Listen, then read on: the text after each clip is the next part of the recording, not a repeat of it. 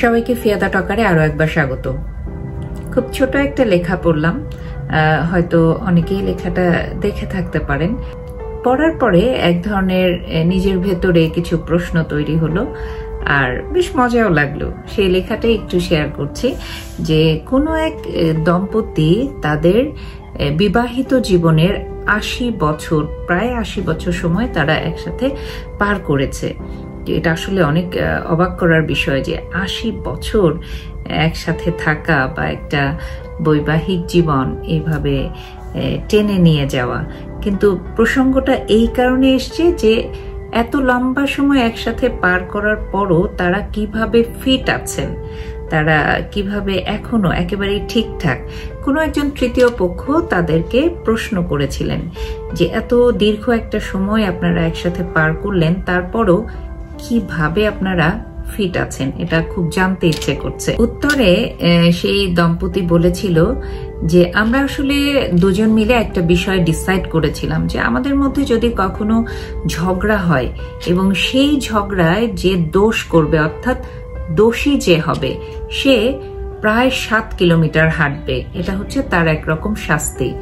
মানে ঝগড়াও তাদের মধ্যে হয়েছে, এমন নয় যে ঝগড়া হয়নি, হয়েছে, এবং তারাও সেই যে আগে থেকে নেয়া সিদ্ধান্ত সেই অনুযায়ী তারা হেঁটেছে। এরপরে সেই দম্পতির মধ্যে ভদ্রলোক যিনি, তিনি বললেন যে আসলে প্রতিবারে দেখা যেত কোনো না কোনো ভাবে ঝগড়া শেষে আমি দোষী হতাম, এবং এ কারণে আমাকে প্রায় 26 দিন, অর্থাৎ হয়তো 4 দিন তাদের ঝগড়া হতো না, 26 দিন তাকে প্রায় 7 কিলোমিটার করে হাঁটতে হতো।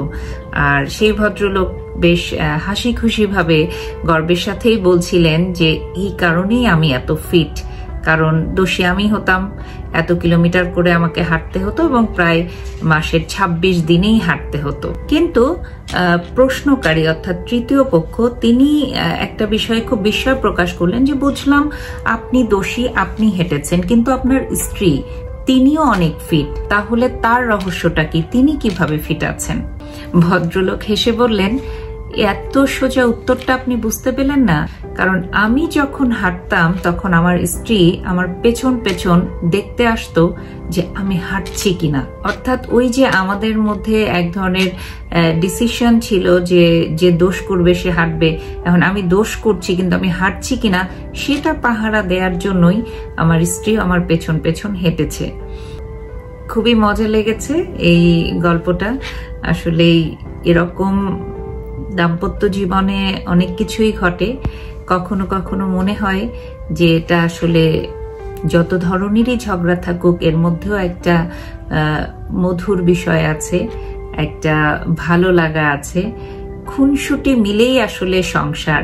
গল্পটা কতটা সত্য বা কতটা মিথ্যা সেই দিকে আমি যাচ্ছি না। বিষয়টা হচ্ছে দীর্ঘ 80টা বছর তারা যদি দাম্পত্য জীবন একসাথে কাটিয়ে থাকে, তাহলে তাদের প্রায় 26 দিনেই যদি ঝগড়া হয়ে থাকে, 4 দিন হয়তো তাদের ঝগড়া হতো না। এরপরও এত লম্বা সময় একসাথে থাকার একটা বড় বিষয় হচ্ছে তাদের ওই ঝগড়ার মধ্যেও কিছু না কিছু মধুর বিষয় ছিল। তাদের ভালো লাগা এবং তাদের ভালোবাসাটা আসলে অন্যরকম ছিল বলেই এত খুনসুটি, এত ঝগড়া বিবাদ, তারপরও তারা লম্বা সময় একসাথে অতিবাহিত করতে পেরেছে, একসাথে তারা আনন্দ হাসি নিয়েই হয়তো কাটিয়েছে। তাদের মধ্যে নিশ্চয়ই কোনো একটা সম্পর্কের সূক্ষ্ম একটা মায়া বা একটা টান কাজ করেছে। তারপরও তারা এই ঝগড়া বিবাদ কিংবা তাদের যে দাম্পত্য কলহ, এগুলোর পরও এত লম্বা সময় তারা একসাথে কাটাতে পেরেছে।